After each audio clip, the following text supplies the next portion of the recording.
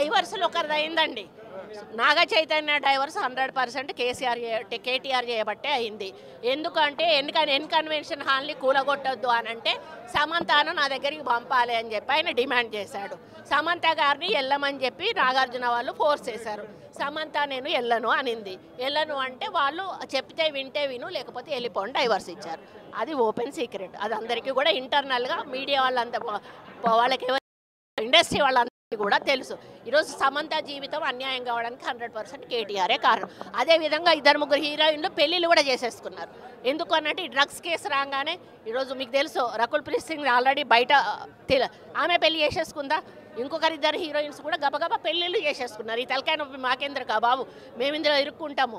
ఆ రోజు ఆయన అధికారం ఉండి ఈ విధంగా వాళ్ళ ఫోన్లు ట్యాప్ చేసి వాళ్ళు ఎవరితోటన్నా సీక్రెట్గా మాట్లాడుకున్న వాటిని రికార్డ్స్ని తీసుకొని ఆ రికార్డ్స్ను వాళ్ళకి వినిపించి బెదిరించి, ఇగో ఈ రికార్డు మీద ఉంది నా దగ్గర, మీరు కానీ రాకపోతే ఈ రికార్డు నేను బయట పెడతా అనే పద్ధతిలో చాలామంది హీరోయిన్లను లొంగపరుచుకున్నాడు. వాళ్ళందరినీ డ్రగ్స్కి అలవాటు చేశాడు. ఈయన కూడా డ్రగ్స్ వాడాడు. దానితోటే ఆ రోజు డ్రగ్స్ కేసు కానీ ఈరోజు ఫోన్ ట్యాపింగ్ కేసు కానీ చాలా సీరియస్గా మన ప్రభుత్వం తీసుకోవడం జరిగింది. మాట్లాడేటప్పుడు మరి కేటీఆర్ గారు క్యారెక్టర్ గురించి, మరి వారి గతంలో వారు చేసినటువంటి కార్యక్రమాల గురించి, మహిళల మీద వారికి ఉన్నటువంటి మరి చులకన భావం గురించి మాట్లాడుతూ మరి ఆయన నన్ను నొచ్చగొట్టే విధంగా మాట్లాడినప్పుడు నేను భావోద్వేగానికి లోనై మరి కొన్ని ఆయన మీద నేను విమర్శలు చేయాల్సిన అవసరం వచ్చింది. ఆ సందర్భంలో నాకు ఇంకెవరి మీద కూడా వ్యక్తిగత ద్వేషం గాని మరి వ్యక్తిగత కోపం గాని లేదు. అనుకోని ఆ సందర్భంలో ఒక కుటుంబం మాట నేను తీయడం ఏదైతే ఉందో అది అనుకోకుండా నా నోటి నుంచి జరగడం జరిగింది. ఆ తర్వాత వారి ట్వీట్ చూసిన తర్వాత నేను కూడా చాలా బాధపడ్డాను.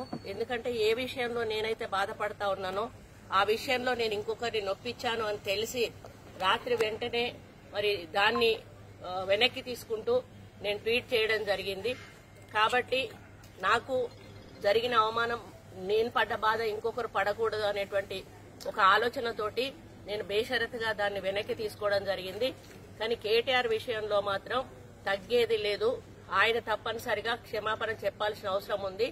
ఆయనే చేసేదంతా చేసి ఈ రోజు నన్ను క్షమాపణ చెప్పాలి అని డిమాండ్ చేయడం ఏదైతే ఉందో మరి దొంగ అని తనే దొంగ అని అర్చినట్టుగా ఉంది. ఆ విషయంలో మాత్రం ఎట్టి పరిస్థితుల్లో కూడా వెనక్కి తగ్గేది లేదు. దానికి ఎట్లా పోవాలో మేము లీగల్ గా ప్రొసీడ్ అవుతాం.